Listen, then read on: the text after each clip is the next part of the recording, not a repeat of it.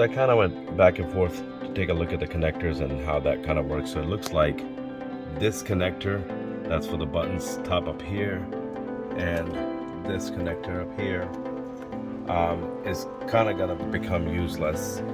The cluster, the new one, has its own plugs that go in for the use of those buttons. So they will plug into the bezel. From the car, mainly you plug in the main harness, which is back there.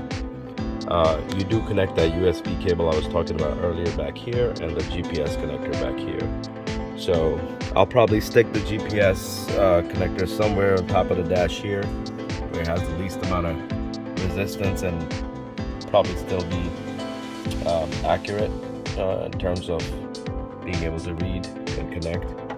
So I'll try and find a good spot for it in there to hide that. I'll go ahead and wire this up and then continue the video from there. Yeah, one more point I wanted to make was about the bezel. So I did transfer the switch over.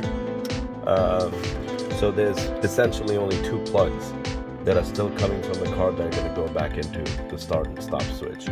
So there will be the small white plug back there and the brown plug that kind of goes into where the start and stop button is.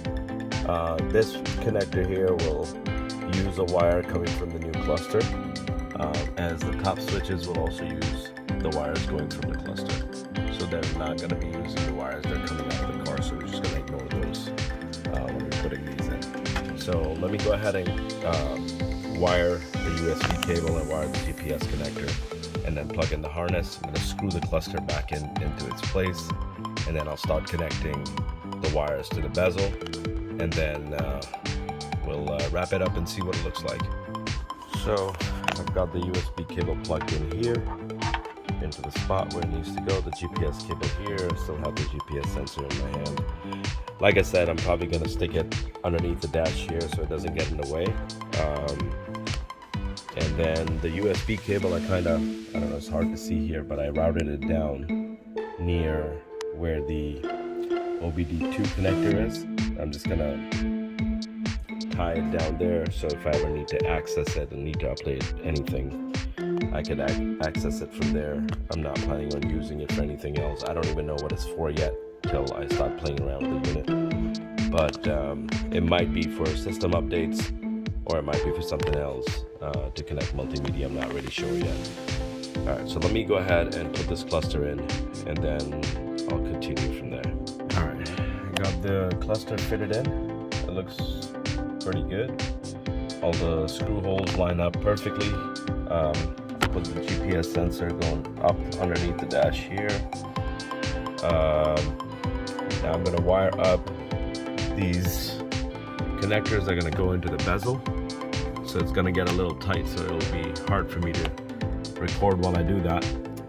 And these plugs, again, you're going to ignore one of them. Only, I think these two are the ones that'll fit back into the ignition. This one definitely, and I think the other one is this smaller one that goes in. This one you kind of ignore. So I'm going to go ahead and do that, and I'll continue from there. Harder to get the view from the back of it, but I could try and show you from here. The connectors kind of go into their respective spots. Then there's a couple more I gotta connect. One that's this one here. I think it says it's for a mic or something like that. And then the ignition one. I'm gonna put that into the back of the bezel. Then we're gonna squeeze the bezel back into place, and I'll show you the fitment after it's in. And then we'll start it up and take a look.